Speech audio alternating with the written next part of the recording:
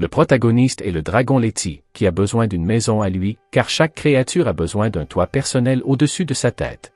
Son père l'a chassé de la grotte parce qu'il a laissé voler l'œuf de son frère. Ses statistiques ne sont pas impressionnantes et sa chance est généralement de -7. Letty part donc à la recherche de la maison de ses rêves. Mais en chemin, il est rattrapé par les nains, car il avait demandé de l'aide pour construire une maison et il pensait qu'il était venu pour l'or. Il se voit proposer un échange, sa queue, son cœur, ses cornes, ses ailes et ses griffes contre une maison. Letty réussit à leur faire ouvrir la porte de sa cage et s'enfuit, se réfugiant dans une forêt. Il y rencontre des harpies qui lui offrent une maison, mais notre dragon ne s'est pas encore volé. Les harpies lui proposent d'aller dans la vallée et là, près d'un grand chêne, vivent des lutins qui pourraient l'aider. La nuit, Letty tombe dans un piège tendu par les lutins, qui veulent aussi le manger. Mais lorsqu'ils apprennent que ce sont les harpies qui l'ont envoyé là, les lutins écoutent l'histoire de Letty. Malheureusement, même les lutins ne peuvent pas l'aider dans sa mission. Au matin, le dragon tombe sur un lac où vivent les Sawajins, eux aussi prêts à l'accueillir, mais il ne sait même pas nager. Il lui parle d'un architecte elfe qui vivait dans la forêt de l'Est. En chemin, Letty rencontre plusieurs créatures qui lui montrent le chemin, mais il finit par tomber sur les héros qui l'attaquent. Letty n'attaque pas, il se contente d'esquiver les coups. Heureusement pour lui, Dirya, une elfe, apparaît et incinère les héros, aidant ainsi Letty, mais le dragon s'évanouit. À son réveil, Letty dit à Dirya qu'elle veut une petite maison confortable. Avec l'elfe, il se téléporte dans un immense temple équipé de pièges contre les héros. Letty tombe immédiatement dans de nombreux pièges car il est trop maladroit. Lorsqu'il se relève, Dirya le protège des bandits qui se sont perdus dans les pièges. Letty refuse évidemment une telle maison. L'elfe annonce la maison suivante comme étant la plus imprenable et la plus exempte de pièges. Mais à son arrivée, Letty découvre la demeure des morts. La nuit, des fantômes commencent à le hanter et, en tentant de s'échapper, notre dragon se heurte à des morts vivants. Il s'avère que la maison appartient à Lord Samuel, chef de ces fantômes et zombies, mais Letty demande à trouver une maison où il sera plus facile pour lui de se calmer. Ils se disent au revoir, car le propriétaire de la maison fantôme était un vieil ami de Dirya. Avant de continuer, ils doivent se rendre dans une grotte pour rendre le lit que l'elfe a pris pour Letty. 3 vieilles femmes qui étaient des artisans apparaissent. Dans leur grotte, il y a des choses intéressantes pour des créatures de toute taille. Ils décident alors de construire de toutes pièces une maison pour Letty, mais le dragon craint de ne pas avoir assez d'argent pour la construire. L'elfe assure le dragon qu'ils trouveront bientôt un moyen de s'en sortir, d'autant plus qu'il a sur lui de coûteuses dents de dragon. Soudain, immédiatement après avoir accepté de construire une maison, des gnomes et des orques apparaissent et commencent immédiatement à construire la nouvelle maison. À la fin de la construction de la maison, l'elfe révèle comment il pourrait la payer. Son plan était que la maison serait souvent attaquée par des héros et que leur équipement serait vendu. Le dragon est immédiatement effrayé, mais Dirya lui donne une équipe de 3 combattants pour protéger la maison. La nuit même, ils sont attaqués.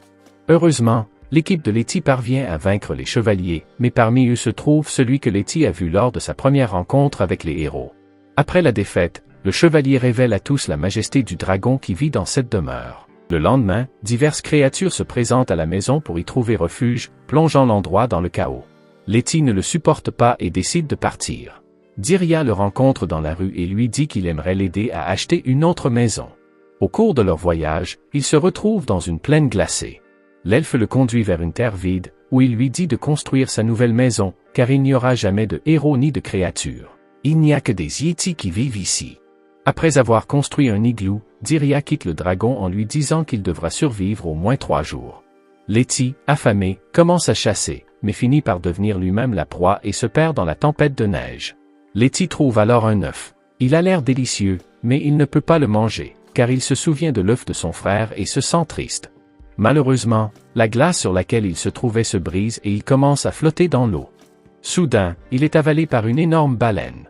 À l'intérieur, étonnamment, toutes les conditions sont réunies pour une vie confortable. C'est là que vit David Jones, le fantôme de Jonas. Il l'héberge pour la nuit, l'accueille dans un bain chaud et lui propose de rester et de vivre ensemble.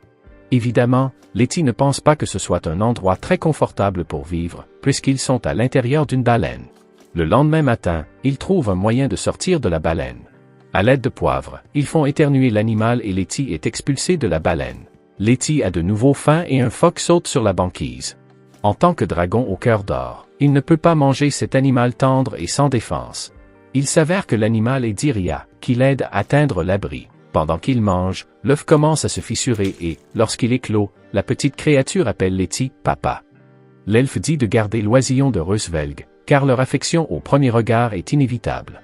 Ces oiseaux n'ont pas besoin de soins particuliers, tout ce dont ils ont besoin, c'est de vivre dans le froid et de manger de la neige.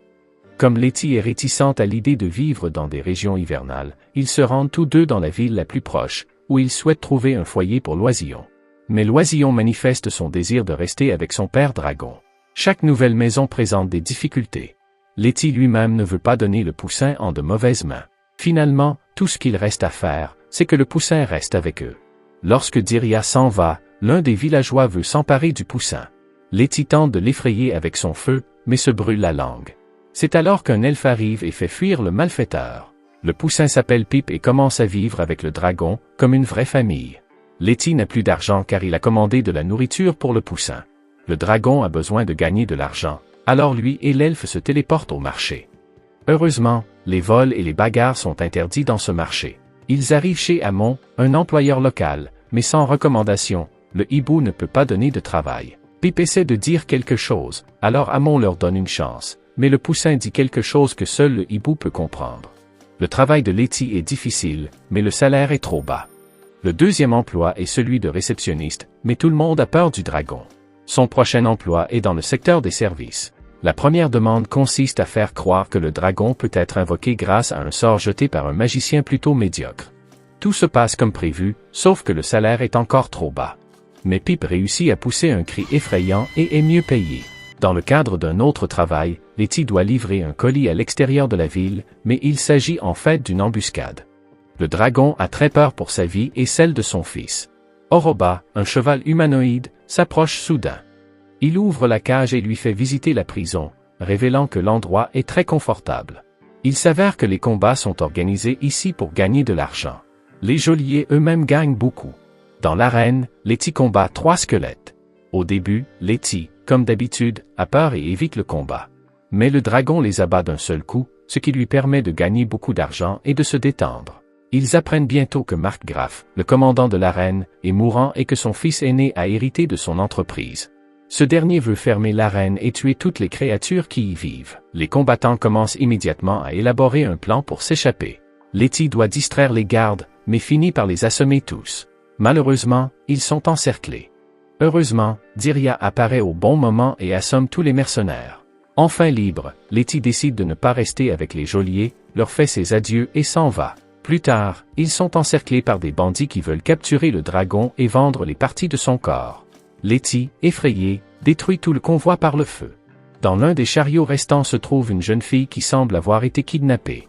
Elle se présente en disant qu'elle est une princesse. Elle a fui son père parce qu'il déteste ses petits gâteaux et elle demande à l'elfe de lui trouver une maison où elle pourra se cacher pendant un certain temps. Sa principale demande est un bon bain. Elle finit par se laver dans un seau au bord du lac, ce qui est bien mieux qu'un bain à remous. Peu après, les héros retrouvent la jeune fille et pensent que c'est le dragon qui l'a enlevée pour la cuisiner. L'elfe les aide à nouveau à repousser les chevaliers. La jeune fille dit s'appeler Nell. Soudain, un homme vole vers eux et leur dit que le dragon doit remplir un formulaire d'impôt sur le revenu. Ils se rendent à la ville la plus proche, mais Letty est au chômage et sans abri. On lui propose une pension alimentaire pour son fils, le poussin. Pip et Nell choisissent un endroit à inspecter à la place de Letty, mais il s'avère que c'est près de la ville de Nell. Nell découvre qu'il s'agit de la prison du royaume pour la formation des héros. À l'intérieur se trouve un labyrinthe avec des trésors. Soudain, il se retrouve dans une pièce dont le plafond commence à s'effondrer, mais grâce à Pip, il trouve un passage secret. En montant les escaliers, ils arrivent au palais royal. Le roi ordonne à tous ses gardes de partir à la recherche de sa fille, car il pense qu'elle a été enlevée par Letty. Le dragon reçoit le surnom de Seigneur du Feu. À l'intérieur se trouvent quelques héros, mais à l'extérieur se trouve toute l'armée du roi. Dirya décide donc de les aider à nouveau. Il commence par vaincre tous ceux qui se trouvent à l'intérieur. L'entrée du château ne se fait que par le pont-levis, et ils doivent ralentir les mouvements de leurs adversaires. Dirya convoque ses nains et, avec eux, lance des pierres sur les gardes à l'intérieur. Malheureusement, les troupes sont déjà entrées dans le château. Mais ils attirent le roi vers sa fille et les séparent des gardes en bloquant la porte avec un sceau. Ils veulent que Nell et son père se réconcilient en privé. Le roi finit par comprendre que le dragon n'est pas à blâmer et il les remercie d'avoir sauvé sa fille.